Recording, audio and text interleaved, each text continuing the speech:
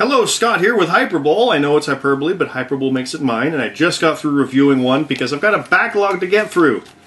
Next up, I just got out on November 15th, just under a month ago, Keeping Up with the Joneses. This is one that I saw the trailer for and immediately went, I want to see that. Looks like a much more silly version of Mr. and Mrs. Smith, in the idea that they're professional assassins, spies, and yet they're doing mild-mannered normal stuff. And I gotta think somewhere along the line that's part of the joke, because this one is a spy couple who meets up with a normal couple, and they play off each other. Like, there's moments where the spy, the wife, has trouble fitting in with suburban women because they're cutthroat and ruthless, and yet she's a spy, she's an assassin, but she can't fit in with the domestic normalcies of things because of how catty it is. And yet the normal housewife is able to just kind of think and see things that are painfully obvious to an audience who knows spy movies, and is picking stuff out, so much so that the spy's like, hey, you're pretty good. That's awesome. That's a fun way to play on stuff like that. So you take that, you take a cast with a guy who I completely forget who it is the main spy, Gal Gadot, who's Wonder Woman from the new Batman Superman. She's awesome in this, showing her humor big time.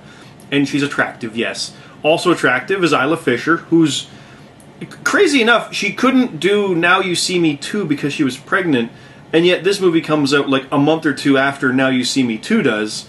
So scheduling, they easily could have figured something out to have her in it, but whatever, I need to see that one eventually. I'm almost happier because this movie's great, and I want more. And then Zach Galifianakis, losing half of Zach Galifianakis, looking great, thinned out in this. And it's smart, simple, funny.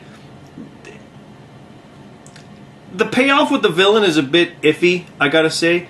But this movie goes all out with the aesthetic and the key of Mr. and Mrs. Smith of it's a comedy about spies. But to get that across, when we have the spies doing spy stuff, it needs to be spy movie level stuff. Same thing here. And thankfully it does. They're actually able to do it rather simple, in that some of the stuff is simply a motorcycle chase. It's well done and great action, but it's basic that a movie of a modest budget can pull off. So I absolutely recommend this one. It doesn't need to be seen in the theater, but it's... I always say a comedy like this benefits when you see it in the theater with an audience. And absolutely, that worked well for this one. The audience, everyone there loved it. Yeah, I loved it in theater. I planned to buy the Blu-ray. There's your review. Do check that one out. Absolutely. And it's not raunchy or anything. There is some PG swears. It's PG, Canadian ratings. 14A for The Accountant, PG for that one. PG for Arrival, PG for Fantastic Beasts. Gives you an idea of what this PG is. So you're good to go with that one if you're looking to have anyone younger. But it's obviously married couples and maturity type stuff. So almost lingerie-wearing Gal Gadot and Isla Fisher, and you get the idea. Fun movie. Absolutely recommend it. Do check out the rest of the stuff I have on guiltypleasurecinema.com.